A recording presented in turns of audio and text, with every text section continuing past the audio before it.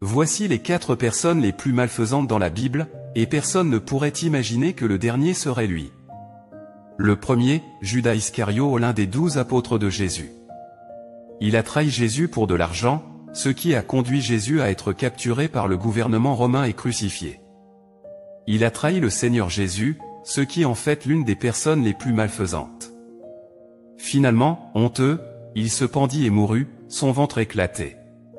Le deuxième, Jézabel. Jézabel était la femme du roi d'Israël, Achab. C'était une femme malfaisante, elle a séduit son mari pour l'éloigner de Dieu et lui faire adorer des idoles. Elle persécutait aussi les prophètes de Dieu et ordonnait l'exécution de nombreux innocents.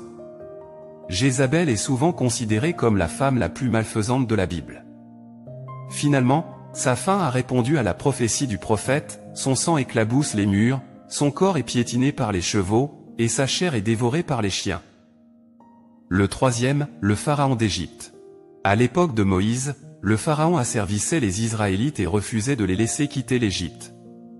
Même après que Moïse lui ait transmis la volonté de Dieu, et après que Dieu ait envoyé 10 désastres sur l'Égypte, le pharaon demeura obstiné et s'opposa à Dieu, ce qui provoqua la mort de tous les premiers-nés d'Égypte. Le dernier, le roi Hérode. Le roi Hérode était un dirigeant cruel et tyrannique. Lors de la naissance de Jésus, il apprit que le Messie était venu dans le monde.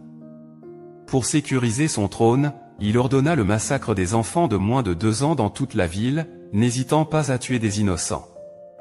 Il força Marie et l'enfant Jésus à fuir en Égypte. La Bible a dit, « Il ne tient point le coupable pour innocent, et il punit l'iniquité des pères sur les enfants jusqu'à la 3e et la 4e génération. » La famille d'Hérode connut ensuite des luttes internes et des meurtres entre eux, et après 4 générations, sa lignée s'éteignit. Ce sont les personnes les plus malfaisantes mentionnées dans la Bible. À travers leurs péchés et leurs faim, nous voyons aussi la justice de Dieu. Ceux qui s'opposent à Dieu devront recevoir leur juste rétribution. Nous ressentons également que le salut de l'humanité par Dieu n'est pas facile, chaque étape de l'œuvre de Dieu sur terre a été pleine de difficultés, de sacrifices et de souffrances, mais rien ni personne ne peut arrêter le plan de Dieu pour sauver l'humanité. Si vous êtes rempli de gratitude envers Dieu, écrivez Amen. Connaissez-vous d'autres personnes malfaisantes dans la Bible? Vous pouvez les écrire dans la section des commentaires ou cliquer sur le lien dans ma bio pour rejoindre le groupe d'études et échanger ensemble.